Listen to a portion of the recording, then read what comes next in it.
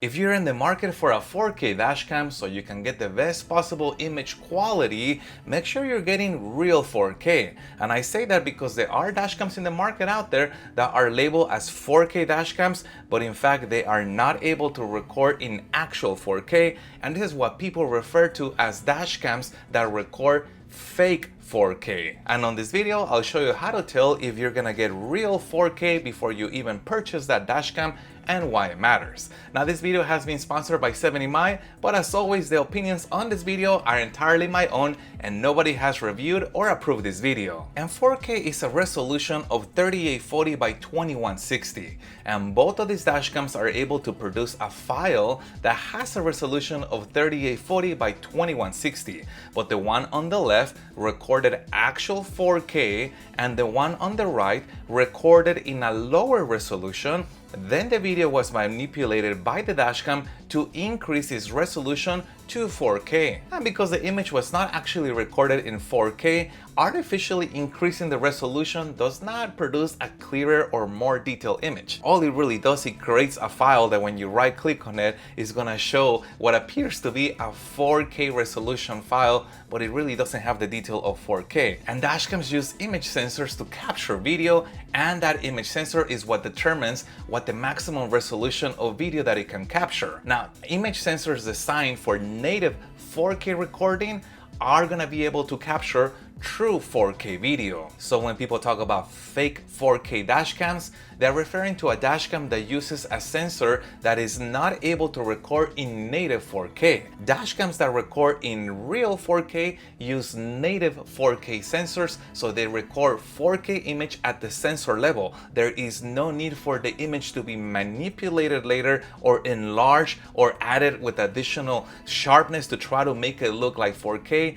Native 4K sensors deliver real 4K. This dashcam, for example, uses the Sony IMX678 image sensor, which is a native 4K sensor, so it was designed to capture video at 3840 by 2160.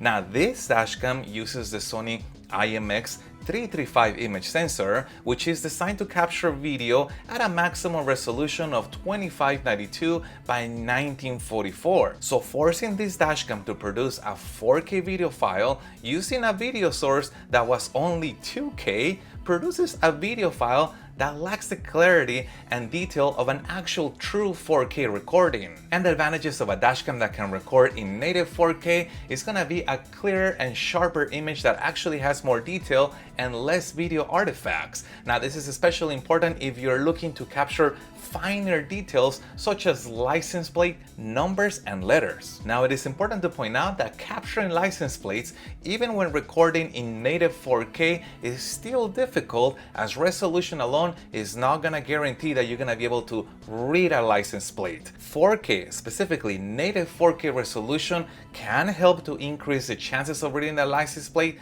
but it's not a one-in-all solution. Some of the things that can help in capturing license plates in addition to native 4K recording is gonna be to record in high frame rate. Some dashcams allow you to bump up the frame rate that the video is being recorded at. For example, 60 frames per second is almost double the amount of frames that most dashcams record at. And 60 frames per second usually can capture fast moving objects without the image getting blurry, such as a fast moving car, where on a dashcam that is recording at 25 frames per second, 24 frames, or even 30 frames per second, the fast moving object may look blurry. And also HDR, which is high dynamic range, can help you in capturing license plates. And that is because license plates are reflective, so they typically reflect the light of a headlight of a vehicle, and that can blind the dashcam. The rest of the image is gonna look good, but that license plate can potentially be blown out because of that reflected light.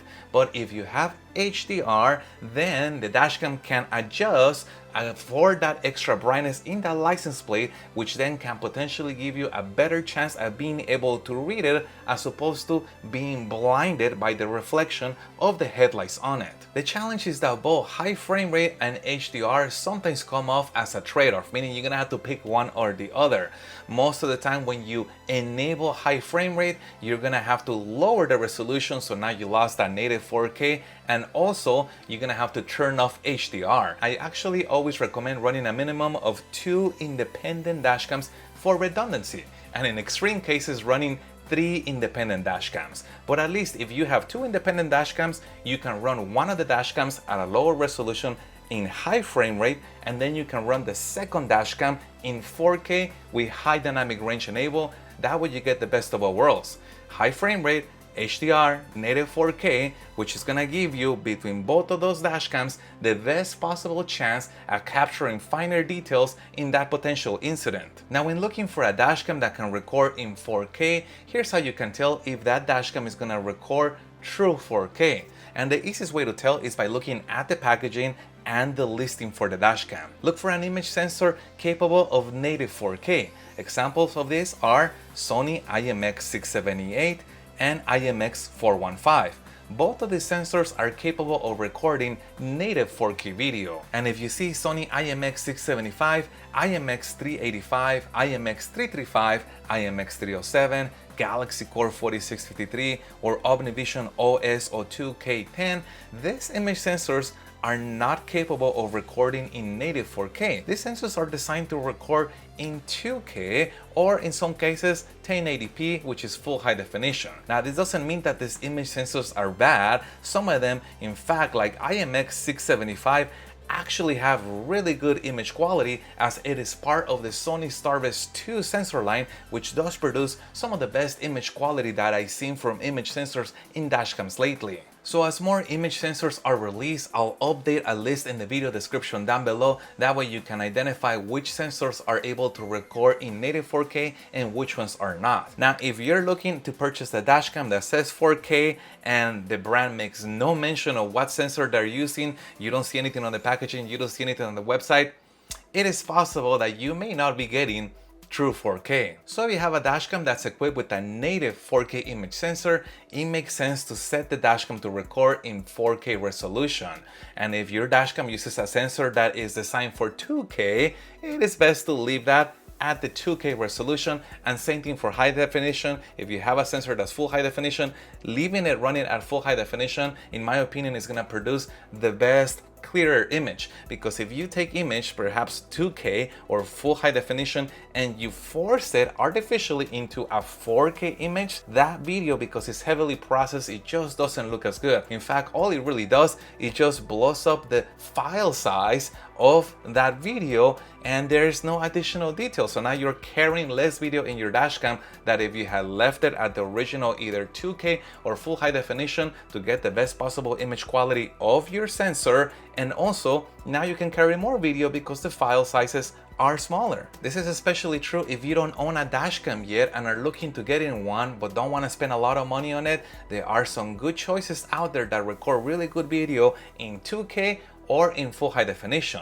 For example, the 70mm Omni Dashcam has a rotating head that can track subjects, which is especially helpful for parking monitoring. And also the A510, same thing, it's not a 4K dashcam, but it is equipped with a Sony Starvis 2 sensor, which again can give you really good image quality at a very good price. Or also the A500S Plus. All of these 3 dashcams, I have already reviewed them in the channel. If you guys want to look at the video and compare it to see if you actually need 4K or if you're gonna be okay with 2K or full high definition, I'll put a link to each one of those reviews in the description down below. And if you like to have all the bells and whistles and want to have that native 4K recording, 70mm also has that same Omni rotating dashcam in a 4K version. The size of the dashcam gets a little bit larger and the cost also goes up, but you get that increased benefit in image quality. You can also take a look at their brand new A10S, which is an improved version of the A10 dashcam before. Again, you got really good image quality because you got 4K, and Sony Starvis 2, combining those two image technologies, produces some very sharp details. And if you have no restrictions in your budget, take a look at their 70mm T800. This thing is crazy. 3 cameras, front, rear, cabin, and 2 of them are recording in native 4K, so dual 4K, 4K for the front, 4K for the rear. Again, the price will be significantly higher because of the amount of technology that this dashcam carries and the type of image quality that it can produce. I'll put a link to each one of the reviews for those in the video description down below. And if you guys have any other questions regarding this, also please put that in the comments down below. If you found any part of this video helpful, make sure you hit the like button to support the channel, and stay tuned as I have a lot more dashcam reviews coming up. Thank you guys for watching, and as always, I'll see you on the next one.